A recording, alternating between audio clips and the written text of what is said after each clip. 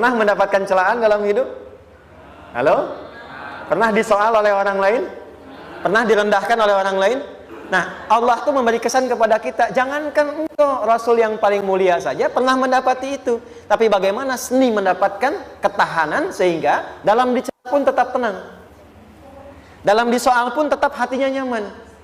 Karena ketenangan itu yang membawa pikiran tenang dan tindakan yang terukur. Dan kadang-kadang ketenangan itu lebih penting bahkan dibandingkan dengan harta yang berlimpah. Seringkali saya berikan perbandingan dari sejak dulu kita belajar kan. Coba pilih mana? Saya yakin masih konsisten. Pilih mana? Kaya tapi gelisah atau miskin tapi tenang? Tidak boleh ada pilihan ketiga, saya tahu itu. Kaya tapi gelisah atau miskin tapi tenang? Pilih mana? Ya, saya tahu. Kaya tapi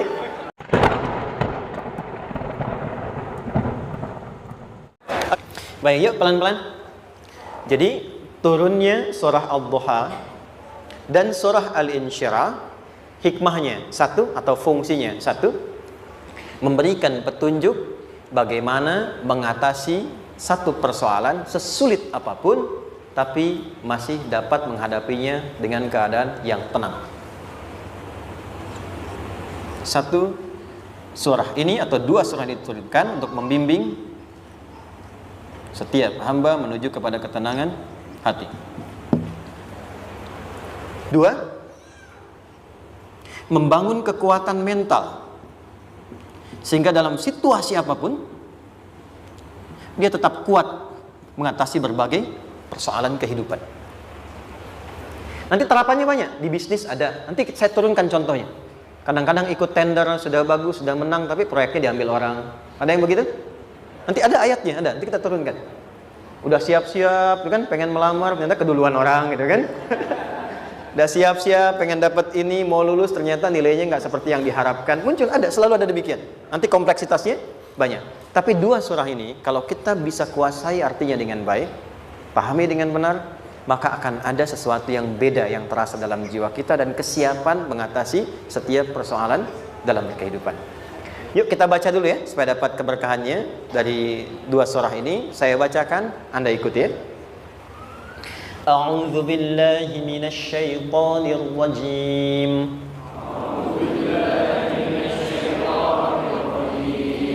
Bismillahirrahmanirrahim. Wadduha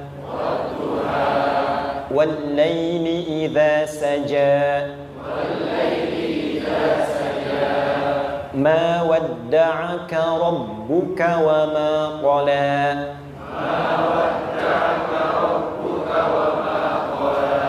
Ma wadda'aka rabbuka wa ma qala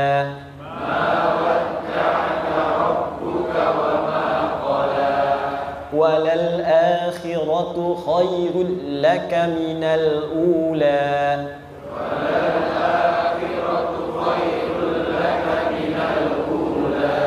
Walasawfa yu'tika rabbuka fatarda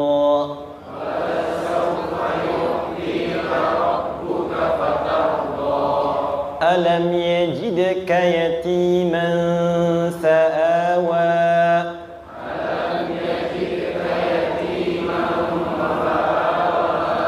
ووجدك ضالا فهدى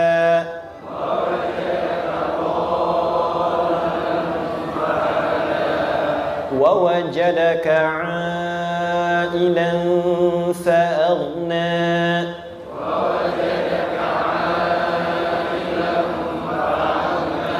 فأما اليتيم فلا تقهر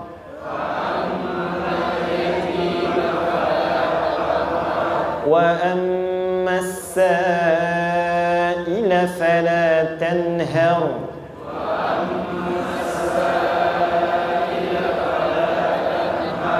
وأما بنعمة ربك فحدث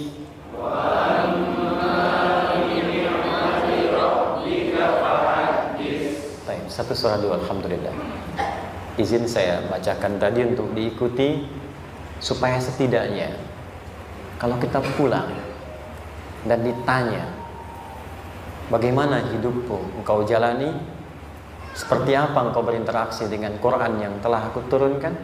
Maka kita pernah menjawab, ya Allah, kami pernah bacakan itu. Jangan pernah kita berkehidupan sampai wafat dan tidak pernah berinteraksi dengan Quran walaupun sekedar membacanya. Wadduha, aku bersumpah, setiap huruf waw yang berada di awal kalimat di satu surah itu makna utamanya berarti sumpah. Ya, qasam, sumpah. Seringkali diartikan demi, ya. Wal asri, demi masa. Wal fajri, demi waktu fajar. Wal laili, demi malam. Intinya sumpah. Sebentar, pelan-pelan. Kalau Allah menyampaikan sesuatu kepada kita, yakin tidak? Saya ulang, yakin tidak? Serius? Hah? Kalau yakin, kenapa tidak dilakukan? Ya, itu pertanyaan besar, ya. Baik. Kalau Allah menyampaikan, Allah tidak bersumpah pun harusnya kita yakin. Tapi kalau Allah bersumpah dalam kaidah ilmu tafsir, berarti ada sesuatu yang sangat penting, yang saking pentingnya akan sangat dibutuhkan oleh setiap hamba, sehingga diminta setiap hamba itu fokus menyimak apa yang mau disampaikan. Bahkan saking pentingnya menyimak itu, Allah bersumpah. Jelas? Jika teman-teman menemukan di Quran ada ayat dibuka dengan sumpah, berarti ada kasih Allah yang tinggi yang akan disampaikan di ayat itu sampai meminta kita fokus untuk menyimaknya. Ad-duha, untuk memudahkan maknanya, teman-teman, kalau waktu duha itu jam berapa ya? Oke, sebetulnya dimulai sejak matahari itu mulai naik, yang memantulkan, ya, atau menyinari cahayanya itu mulai terasa lembut. Ya, kalau misalnya kita ambil 1,5 jam setelah subuh. Sekarang subuh 4:30 lah, taruhlah 4:30 ya. 1,5 jam berarti jam 6 kan? Nah, itu awal duha tuh. Awal duha. Sampai ke pertengahan kurang lebih 9:30, jam 10. Akhir duha jam 11 sampai menjelang ke zuhur. Awal duhanya disebut dengan syuruk namanya.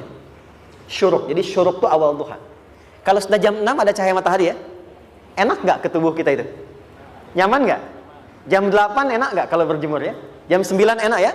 Nah, ini kata kiasan dalam bahasa Arab. Kalau kita merasakan sesuatu yang enak, nyaman, memberikan manfaat yang banyak, itu orang Arab sering memberikan kiasan dengan waktu-waktu tertentu. Di antaranya duha. Jadi kalau kita menemukan kalimat duha, jangan langsung diartikan ke waktu duhanya. Boleh jadi yang diinginkan adalah makna di balik itu, yaitu semua kenikmatan dan kenyamanan yang didapatkan.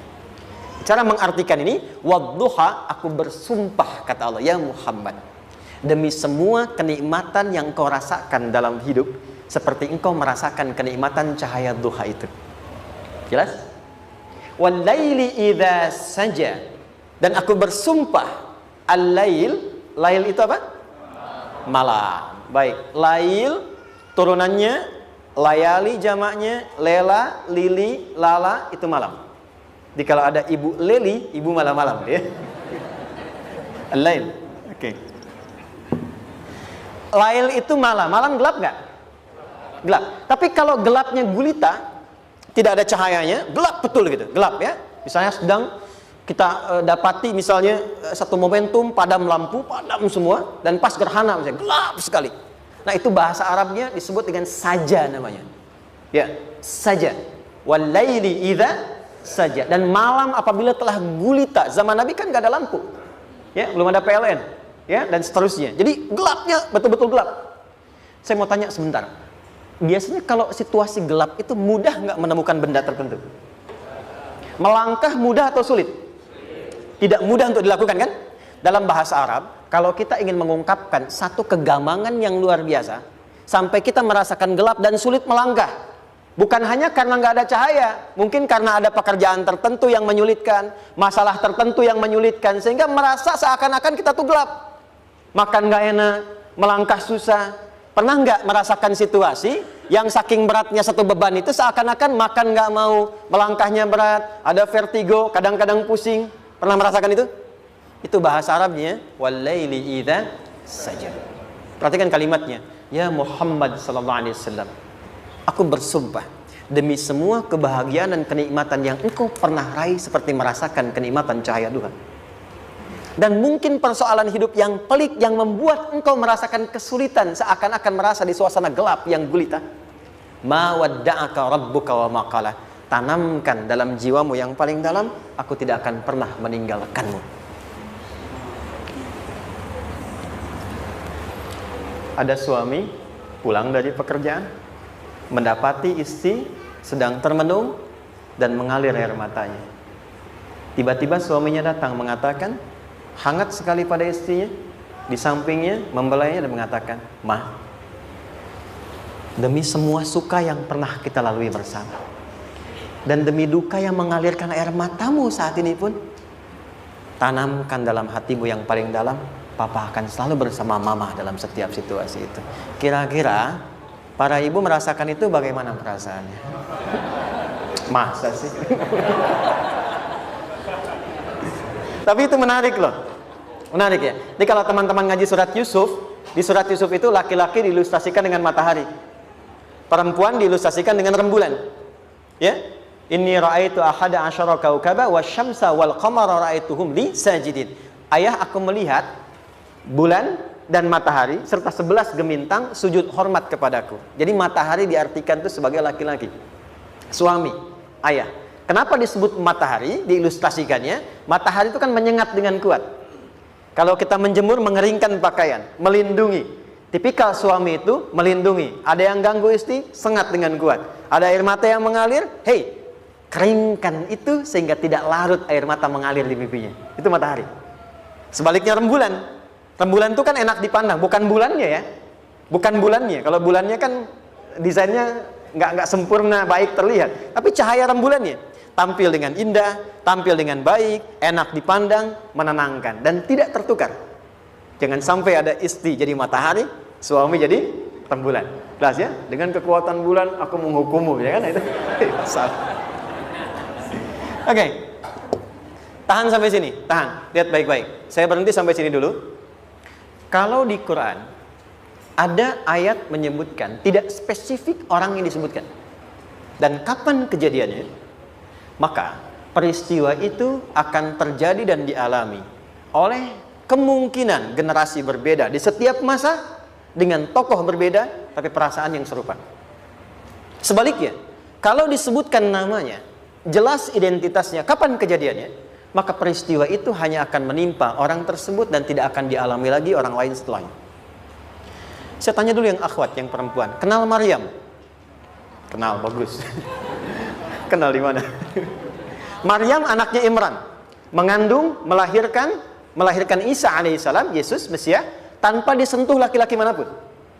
Dan di Quran identitasnya disebutkan langsung, Maryam binti Imran, wa Maryam ibnata Imran. Ini menunjukkan kesan bahwa yang mengandung dan melahirkan tanpa disentuh laki-laki manapun, itu hanya Maryam anaknya Imran. Ingat ya, mengandung, melahirkan tanpa disentuh laki-laki manapun. Bukan mengandung, melahirkan tanpa suami, kalau itu banyak dia. Ya, mengandung, melahirkan tanpa disentuh laki-laki manapun. Hanya Maryam binti Imran. Tapi kalau nggak disebutkan siapa orangnya, kapan kejadiannya, tidak detail disebutkan, ini artinya situasi itu akan dialami kembali oleh orang di masa depan dengan generasi yang berbeda, tapi substansi yang sama.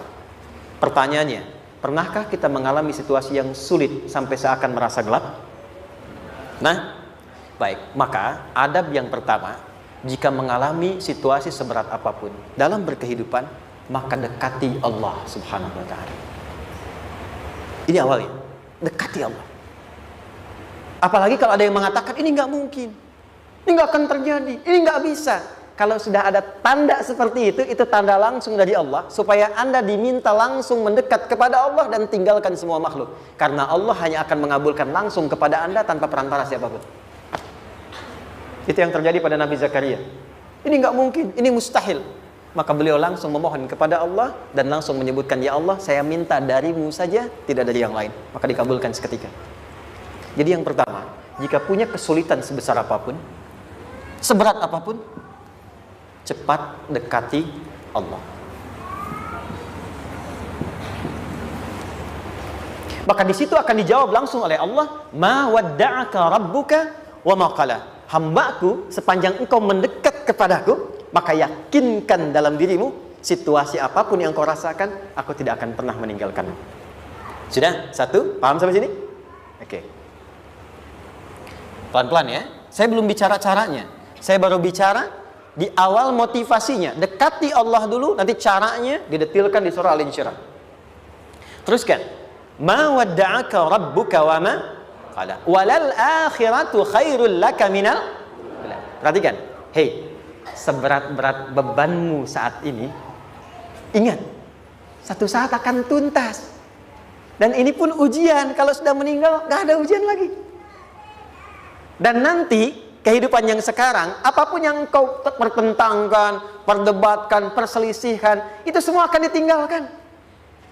Jadi ternyata Allah mengungkap hakikat kehidupan dunia. Apapun yang diperselisihkan, tuh unik ya. Orang berselisih pada yang akan ditinggalkan. Aneh nggak? Ada orang berebut makanan, ya kan?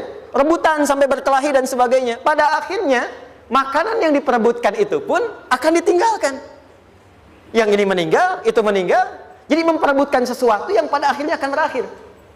Kata Allah, Allah sampaikan, jika Anda mengalami situasi, sesuatu yang mungkin membuat berat, tanamkan pada jiwa kita, hei, yang aku kejar-kejar ini, boleh jadi aku akan tinggalkan juga. Kenapa aku harus menangisi dan larut pada sesuatu yang tidak abadi? Maka Allah hibur kita dengan mengatakan, kamu tenangkan diri dulu. Semua yang kamu pikirkan sampai membuat kamu berat begini, pada akhirnya kamu tinggalkan. Dan yang abadi itu akhirat. Walal akhiratu khairul laka minal. Dua, pelan-pelan sikapi setiap masalah dengan proporsional. Jangan terlalu larut dalam sesuatu. Dapat job satu, pengen, dah siap, kontraknya besar, tiba-tiba hilang. Dipikirin, Anda mikirkan itu pun gak akan balik. Proporsional aja dulu. Ya. Nanti caranya akan turun nanti di Al-Insyirah. Tenangkan diri dulu. Prasangka baik kepada Allah Subhanahu wa taala. Boleh jadi apa yang Allah ingin berikan sebagai pendahuluan sekarang belum sampai kepada kita karena Allah menyiapkan yang lebih baik di balik itu. Kita belum tahu ada apa di balik itu sehingga kita tidak dapatkan itu. Sehingga kemudian Allah katakan walal akhiratu khairul laka minal ula. Teruskan, wala saufa yu'tika rabbuka.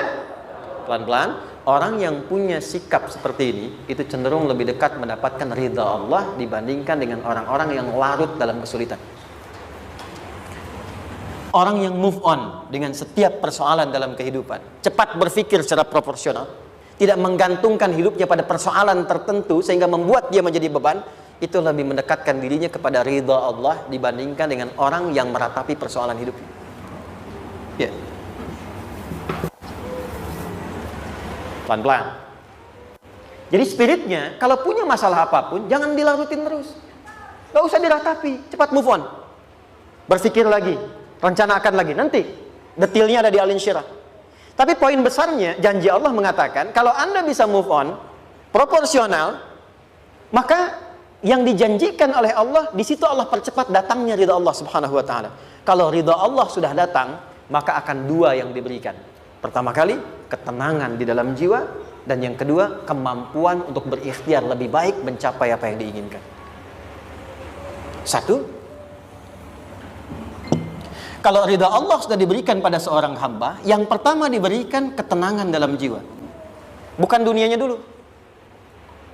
Bukan apa yang Anda ingin harapkan dulu. Pengen sesuatu, ya, pengen materi, pengen kedudukan, pengen lulus anaknya ujian, ya kan? Tiba-tiba terjadi sesuatu, diratapin, alih-alih meratap, alih-alih membuat status, alih-alih menyulitkan diri, kata Allah, terima dulu proporsional. Setelah itu dekatkan diri kepada Allah, turun ridha Allah, begitu turun yang pertama diberikan ketenangan kepada hati. Tenang dulu. Kalau sudah tenang, nanti dibimbing menyelesaikan apa yang sedang dihadapi itu. Itu poin yang ketiga. Pelan-pelan. 4. Kita masuk ke detail sekarang. Perhatikan baik-baik. Ini yang paling menarik. Alam yajidka yatiman fa'awa. Muhammad SAW, bukankah dulu engkau yatim? Punya banyak masalah? Aku selesaikan juga. Ayahmu meninggal sebelum lahir, ada ibu. Ibu meninggal, ada kakek. Kakek meninggal, ada paman. Ya kan? Ada teman yang menemani Sayyidah Khadijah, teman yang setia, semua kebutuhan tersedia. Artinya Pak, perhatikan baik-baik. Kalau Anda punya masalah sekarang, jangan sampai melupakan yang dulu-dulu pun pernah tuntas Allah selesaikan. Jadi kalau sekarang sedang punya persoalan, jangan sampai satu masalah ini membuat Anda kehilangan harapan dan kehidupan. Sementara Anda sadar, dulu pun banyak masalah kok selesai juga. Kenapa dengan yang satu ini kita harus jatuh? Sekarang usia berapa? 20, 30, 40, 50. Sekarang usia 50 tahun, ada masalah, baru 5 menit datang sudah merasa jatuh. Yang 50 tahun ke belakang yang banyak selesai itu kita nilai atau tidak? Maka kata Allah, seperti yang dulu pernah aku selesaikan ribuan masalah itu, yang sekarang pun mudah aku tuntaskan. Jelas? Nah, secara psikologi, orang-orang yang selalu bertindak seperti itu akan selalu punya harapan lebih tinggi untuk menyelesaikan persoalannya. Jadi kalau sedang punya masalah, pikirkan yang dulu juga selesai, masa yang sekarang nggak selesai. Itu prinsipnya. Secara psikologis demikian. Jelas ya? Oke. Wa wajadaka dhallan fahada. Muhammad, dulu engkau pernah mengalami melihat masyarakat banyak berbuat yang tidak baik, aku berikan petunjuk. Kuncinya fahada di situ. Orang yang punya motivasi kuat dan keyakinan untuk bisa menyelesaikan persoalannya, maka dia akan lebih cepat mendapatkan petunjuk Allah untuk mendapatkan solusi terbaik. Ada sini. Saya agak cepat ya, mohon izin.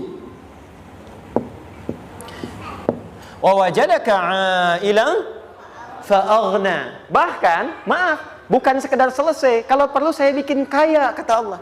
Aghna itu kalau ilmu, ilmunya luas. Kalau harta, hartanya banyak. Kalau kedudukan, kedudukannya tinggi. Hei, engkau yang sedang mengejar kedudukan, aku tahan sebentar karena ada yang nggak bagus untukmu di sini. Tapi kalau kamu terima, aku angkat itu lebih daripada apa yang kamu harapkan. Kamu pengennya bintang 2, aku naikkan sampai bintang 4. Kalau perlu 5 sekalian. Hei, kamu yang ingin kampus di sini, aku tahan. Bahasa kamu nggak lulus, kamu nangis, kamu mengadu, kamu datang pada orang tuamu. Orang tua mulai protes, mulai curhat macam-macam. Terima dulu. Mungkin di sini ada yang tidak baik seperti doa ibumu yang sering memohon, ya Allah, jangan sampai anakku berbuat yang salah. Jangan sampai terjebak narkoba. Jangan sampai terbawa tawuran. Di sini ada yang kurang tepat untukmu. Kalau kamu ridha, kamu terima, kamu proporsional, bahkan aku pindahkan ke kampus yang lebih baik yang tidak kamu bayangkan sebelumnya. Di orang-orang yang selalu menerima apa yang Allah ujikan dan ridha dengan itu, maka Allah akan angkat derajatnya bahkan melebihi ekspektasi dirinya. Paham? Kalau sudah seperti itu, maka lihat ujung ayatnya. Lihat ujung ayatnya. Fa'ammal yatima fala taqhar. Hei, maka jangan pelit berbagi kepada orang lain. Share. Kalau sudah sukses, share. Berbagi, bukan hanya materi, bagi ilmunya, ya, bagi kebahagiaannya. Wa ammas sa'ila fala tanhar. Jangan sampai nunggu orang minta. Kalau lihat ada kawan yang butuh, sekarang Anda sukses. Tapi boleh jadi kesuksesan Anda itu tangganya dari teman-teman Anda. Kalau sudah teraih ke atas, lihat lagi anak tangganya ke bawah. Ajak teman, jangan ditunggu minta. Ajak, bawa dia, berikan peluang. Jangan sampai dia minta, apalagi Anda bentak-bentak. Aku kan yang dulu bantu kamu. Jangan sampai keluar kata-kata itu. Kamu bisa naik di atas karena aku kan yang dulu bantu kamu. Kamu bisa jadi pemeran utama karena aku yang rekomendasikan. Karena aku yang dorong kamu, misal. Jangan sampai keluar kata-kata itu. Apalagi langsung keluar, tidak. Ini karena ilmuku saja misalnya. Kalau itu bisa dilakukan dengan baik. Lihat ujungnya. Wa amma bi ni'mati rabbika fahaddits. Maka semua nikmat yang dirasakan akan mudah untuk diimplementasikan dan disyukuri. Jadi semua nikmat itu bukan cuma dirasakan. Jadi membagi semua nikmat itu adalah rasa terbaik untuk menikmatinya. Maaf ya. Anda kalau punya makanan, dimakan sendiri. Dengan dibagi sama-sama, kira-kira rasa nyamannya yang pertama atau yang kedua? Kedua. Makan sendiri, enaknya sendiri kan? Tapi ketika ada teman berbagi dan tahu, oh enak ya, nyaman ya, ada kebahagiaan, ada ngobrol, ada tertawa, ada kebersamaan, itulah inti nikmat yang sesungguhnya. Wa amma bi ni'mati rabbika. Ternyata masalah yang diberikan bukan ingin memberikan beban, tapi ujungnya, endingnya supaya Anda bisa mendapatkan nikmat berkualitas yang bisa dibagi. Lihat surat Ad-Duha itu jangan cuma lihat awalnya, lihat ujungnya. Ternyata ketika seseorang mendapat masalah seberat apapun, itu bukan ingin membebani, tapi ingin meningkatkan kualitas hidupnya supaya mendapatkan nikmat yang lebih besar dan merasakan nikmatnya itu dengan berbagi. Itu poin. Ini kalau sampai sini kita paham dan kita beri nama misalnya dengan fikih ujian. Ini kalau desain ujian ini sistematikanya kita pahami, maka tidak ada alasan untuk mengeluhkan persoalan. Jadi melihat masalah itu bukan sebagai beban, pada akhirnya melihatnya sebagai tangga untuk mencapai kebahagiaan. Jelas sampai sini? Baik, kalau sudah seperti ini, ingin punya masalah atau tidak ingin punya masalah? Tidak. Ingat ya, jadi kalau anak pulang bawa masalah, dilihatnya jangan beban. Oh, Allah ingin menaikkan kualitas pada anak saya, yang dengan itu menjadikan ia mendapatkan nikmat yang belum pernah didapati. Kalau rumah tangga sedang ada masalah, jangan banyak diperseterukan, tapi direnungkan sejenak. Oh, Allah ingin meningkatkan kualitas rumah tangga ini sehingga kita bisa mendapatkan nikmat yang tidak pernah didapati sebelumnya. Makanya nikmat berumah tangga itu yang terbesar selalu bertambah ketika menyelesaikan masalah. Silahkan cek. Kalau sedang ada masalah berseteru kan, tapi setelah selesai kan jadi lebih nikmat ya. Ya, lebih senang lagi, lebih cair lagi, lebih bahagia lagi, lebih mendukung lagi. Ternyata ada nilai-nilai kebaikan yang tersimpan yang belum disadari sepenuhnya. Pertanyaannya, kadang-kadang mudah diucapkan, tapi tidak mudah mempraktekkan. Bagaimana itu semua bisa ditempuh dengan baik, sehingga ketika mengalaminya, kita bisa tenang menghadapinya. Maka turunlah surah Al-Insyirah. Saya cepat.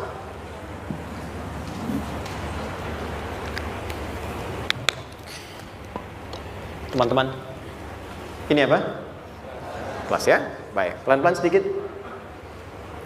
Kira-kira volumenya besar kecil? Kecil ya? Baik. Kalau saya bandingkan dengan gayung, volumenya besar mana?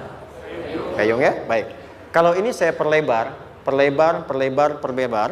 sehingga bisa memasukkan apapun ke dalamnya, itu bahasa Arabnya disebut dengan insyirah namanya. Jelas? Meluaskan sesuatu sehingga terlihat lapang, sehingga memudahkan setiap hal masuk ke dalamnya. Itu insyirah namanya. Surah ini diberi nama dengan surah Al-Insyirah, yang berarti sesuatu yang lapang, yang tenang, yang nyaman. Yang diharapkan dengan keadaan hati yang lapang, nyaman, tenang itu, segala persoalan yang dihadapi dalam kehidupan akan mudah diterima dan tidak berdampak besar dalam menyikapinya. Maka bagaimana kemudian Allah memberikan turunan-turunan petunjuk supaya apa yang diharapkan ini bisa tercapai? Satu, izin mengilustrasikan. Saya kasih cerita sebentar. Ada seorang anak muda, kisah ini sangat viral, hampir setiap kita bisa mendapatinya. Datang kepada seorang kakek tua di sisi danau yang jernih sekali airnya. Dia berkeluh kesah tentang persoalannya. Dia katakan, saya punya masalah begini. Berat sekali terasanya. Kakek itu kemudian permisi, dia hanya membawa 2 genggam garam. Kemudian beliau bawa 1 gelas, ilustrasinya seperti ini. Dimasukkanlah kemudian garam itu ke gelas itu. Lalu diambil 1 gelas air yang jernih tadi dengan garam segenggam. Kata beliau, minum. Pemuda itu mengatakan, wah asin, minum aja dulu. Lalu ketika diminum, langsung ditumpahkan. Dia muntahkan asin katanya. Lalu setelah itu kakek yang tadi melepaskan segenggam sisanya, dilempar ke danau tadi yang luas. Lalu diambil lagi dengan gelas yang sama. Sekarang minum. Bagaimana rasanya? Segar, enak, nyaman. Itulah hatimu. Kalau hatimu sempit sesempit gelas ini, maka masalah sekecil apapun akan selalu menghadirkan kesulitan seperti engkau menelan garam tadi. Tapi kalau hatimu luas, sebesar apapun masalah, tidak akan pernah berdampak pada dirimu kecuali engkau mampu menyusun rencana untuk mengatasinya. Kelapangan hati yang membuat diri kita mampu menerima persoalan apapun, itu yang disebut dengan insyirah. Makanya dulu tahun 90-an ada sinetron Hati Seluas Samudra gitu ya. Saya pernah tahu itu. Sama anaknya diapa-apain juga, masih aja ya menerima gitu. Dulu siapa ya? Jeremy Thomas dan lain-lain ya. Saya kira ada gitu. Ya, saya kira itu ya. Saya pernah lihat sejenak ya. Saya jarang-jarang nonton gitu. Pernah lihat aja. Saya senang riset. Jadi kalau riset itu ada riset dakwah, ada riset materi.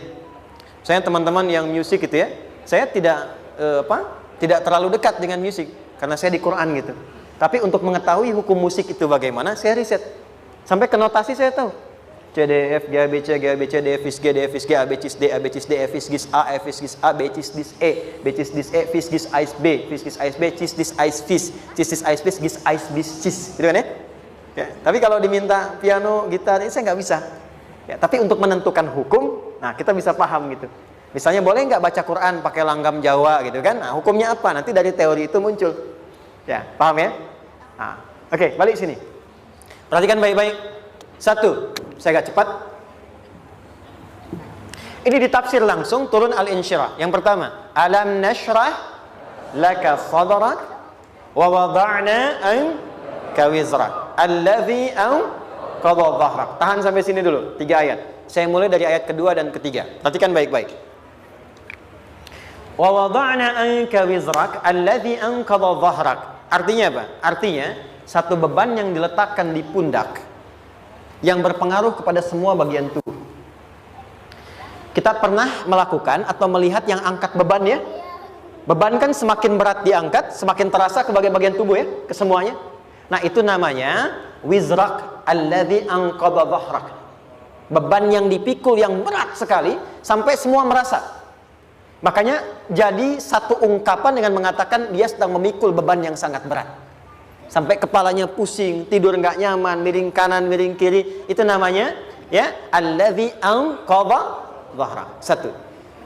Saya percepat, akan ada satu masa dalam hidup setiap hamba merasakan satu persoalan yang seakan-akan beban berat yang dipikul sampai merasa kesulitan dari ujung kepala sampai ujung kaki. Siapapun itu. Jujur ya, setiap kita tanyakan pada diri sendiri. Setiap kita yang ada di sini, saya yakin pasti pernah atau bahkan akan mengalami satu peristiwa yang merasakan beban berat sampai seakan-akan ujung kepala sampai ujung kaki merasakan sakitnya. Ada yang sudah mengalami atau bahkan nanti akan ada yang melalui. Perhatikan baik-baik. Teruskan ayatnya. Wa rafa'na laka. Perhatikan. Kalau ada yang sedang merasakan itu, yakinlah kata Allah, pada saat itu sesungguhnya Allah sedang mengangkat derajatnya dan meningkatkan kualitas hidupnya untuk mencapai sesuatu yang istimewa yang belum pernah diraihnya.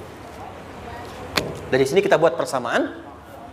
Ujian, perhatikan, berbanding lurus dengan harapan, banding lurus dengan solusi nanti pada akhirnya. Fokus.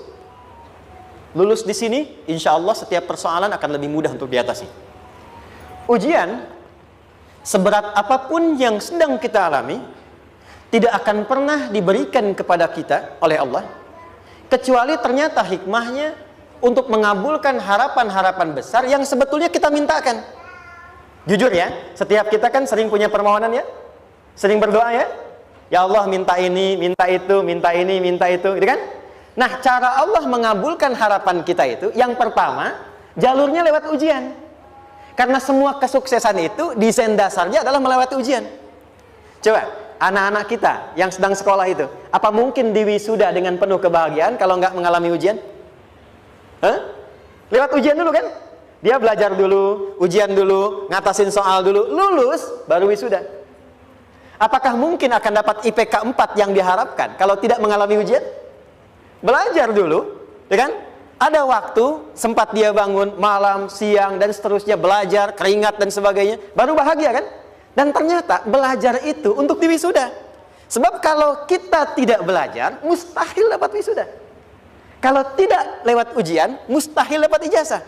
Karena ternyata harapan itu, hukum dasarnya dalam berkehidupan, bisa diraih dengan melewati ujian. Ini poinnya.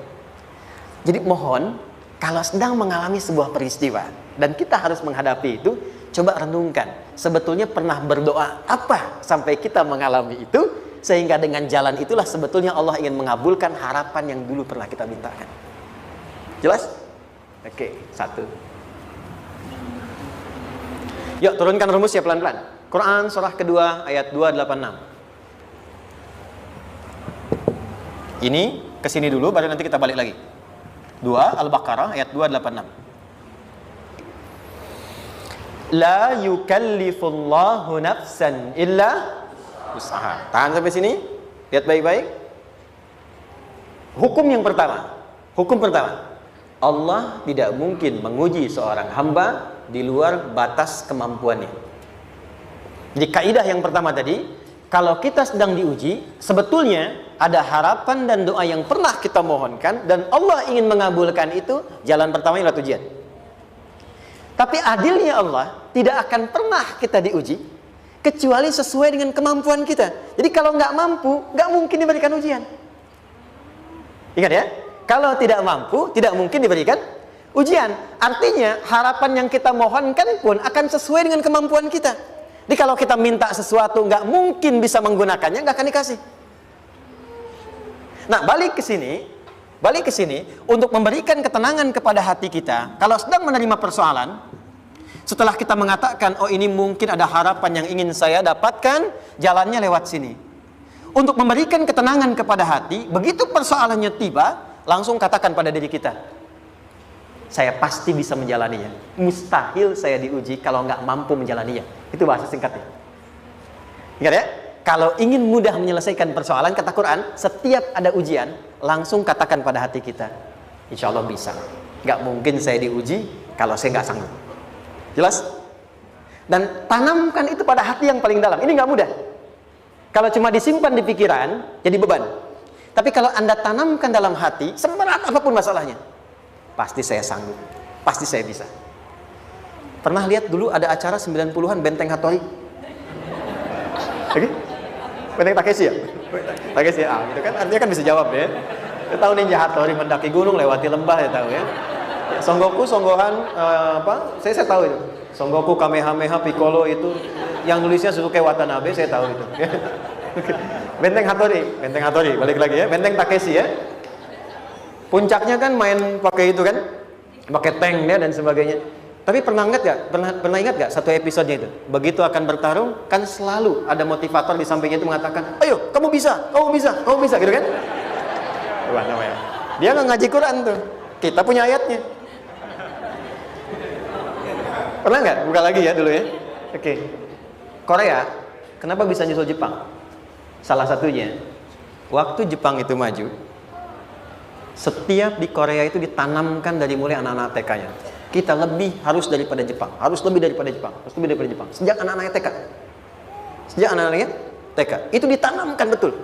Kita bisa, kita dari TK. Sehingga ketika di sana bikin Honda, sini Hyundai. Hyundai kan dibacanya Hyundai. Kan? Sana Honda, sini Hyundai gitu. Di apapun yang dibuat Jepang, Korea harus lebih unggul. Itu ditanamkan dari awal. Bisa. Kita itu sekarang punya ayatnya. Jadi kalau sedang punya masalah seberat apapun, katakan pada diri kita, insya Allah bisa. Gak mungkin diuji kalau nggak sanggup. Bisa insya Allah. Bisa. Kenapa mah? Bisa. Jelas? Oke. Sudah di situ teruskan. Lanjutkan. Warafa'na laka dzikra. Teruskan. Fa inna ma'al usri. Nah, ini poin terbesarnya. Fa inna ma'al usri yusra. Fa huruf yang menunjukkan sesuatu berlangsung dengan cepat. Inna di ilmu nahwunya berbunyi begini, di gramatikal bahasa Arab. Harfun nasbin wa taukidin, tansibul isma wa tarfa'ul khabara, mabniun 'alal fathi la mahalla lahu min al-i'rabi. Paham? Tidak. Inna huruf yang digunakan untuk menguatkan informasi agar ditancapkan ke dalam hati sekuat-kuatnya dan jangan pernah ragu. Jadi kalau orang Arab itu nancapkan tongkat begini dan kuat, tidak goyah, itu nasab namanya. Nasabar rajula asahu fil ardi. Inna ini harfun nasab. Jadi kalau ada di Quran dibuka informasinya dengan inna, maksudnya begini, hei, tancapkan informasi dalam hatimu dengan kuat, jangan pernah ragu. Yakinkan pada dirimu. Apa yang harus diyakinkan? Ma'al usri yusra. Inna ma'al usri yusra. Usrun sama dengan yusrun. Lari ke sini. Oke. Apa artinya usrun? Sulit. Oke. Sulit itu ada dua. Ada sa'bun, ada usrun. Kalau kesulitan yang relatif, kata si A sulit, si B mudah, itu sa'bun namanya. Contoh, kata si fulan bahasa Jepang susah. Padahal kata yang lain tidak. Saya ke Jepang, anak-anak kecil begini bisa bahasa Jepang gitu kan. Bagi mereka mudah gitu ya. Saking mudahnya gitu. Kata shiwa gitu. Anak-anak kecil, bagi mereka mudah, bagi kita belum tentu. Itu sa'bun. Innal lughata yabaniyya sa'bah. Relatif. Tapi kalau kesulitan yang sifatnya mutlak, semua orang mengatakan sulit. Maaf, bawa mobil, sulit atau mudah? Bukan mengendarai ya, bawa mobil, bawa. Sulit ya? Sulit ya? Baik, sepakat sulit semuanya. Nah, itu dalam bahasa Arab dikenal dengan usrun. Kesulitan yang semua sepakat bahwa itu susah. Sulit, semua sepakat. Dan ketika ada orang bicara, aku sedang punya masalah begini. Semua mengatakan, wah itu nggak mudah, itu nggak mudah. Itu usrun namanya. Lawannya, kemudahan yang relatif disebut sahlun. Tapi kemudahan yang semua sepakat bahwa itu mudah, itu yusrun namanya. Mengangkat spidol, semua mengatakan mudah, ringan. Itu yusrun namanya. Perhatikan, Allah tidak memasangkan sa'bun dengan sahlun, tapi memasangkan usrun dengan yusrun. Orang-orang yang punya keyakinan kuat, setiap persoalan itu akan selesai. Dan dia mengatakan pada dirinya, aku bisa melewatinya. Maka, perhatikan kalimatnya kata Quran. Inna ma'al usri yusran. Sesulit apapun masalah yang sedang dia alami, maka Allah akan datangkan solusi semudah-mudahnya yang bisa dia nikmati. Dengan kata lain, kalau kita bawa ke bahasa psikologi, kalau sedang menghadapi persoalan seberat apapun, selain kita mengatakan, ini pasti bisa saya lalui, saya insya Allah sanggup mengatasinya, katakan pada diri kita, ini pasti selesai. Pasti ada solusinya, pasti mudah. Katakan, walaupun memang solusinya belum datang, tapi tenangkan pada diri kita dengan mengatakan, inna ma'al usri yusra. Bahasa psikologinya, katakan pada diri kita, ini pasti selesai. Gak mungkin gak selesai, pasti ada solusinya, pasti mudah. Itu lebih memberikan harapan pada diri kita untuk menuntaskan persoalan dibandingkan dengan meratapinya. Jelas? Teruskan. Fa inna ma'al usri. Kalau masih ragu kata Allah, katakan lagi sekali lagi. Sampai hati kita merasa nyaman. Jadi kalau sedang punya persoalan seberat apapun, tanamkan pada diri kita, pasti selesai. Belum nampak, insya Allah pasti selesai. Gak mungkin diuji kalau gak ada solusi. Itu lebih memberikan harapan. Setelah itu, fa idza faraghta, mitigasi masalahnya, mitigasi persoalannya. Tuliskan, ini masalahnya apa? Rumah tangga, apa saja misalnya. Dia ada suami, ada istri, ada anak-anak. Masalah ada di mana? Kadang-kadang benangnya jadi kusut karena satu-satu nggak segera diselesaikan. Maka kata Al-Quran, fa'idha faraghta, satu-satu mitigasi dulu. Satu masalah di sini, lihat di suami, lihat di istri. Kalau pekerjaan, masalahnya apa? Sebelum bercabang kemana-mana, petakan. Apakah rekanannya? Apakah relasinya? Apakah kemampuannya? Apakah manajerialnya? Apakah marketingnya? Mitigasi, kotaki semua, selesaikan satu-satu. Setelah itu, apa yang dilakukan? Wa ila rabbika, tawakal sepenuhnya kepada Allah untuk menentukan hasilnya. Tawakal itu yang paling mahal.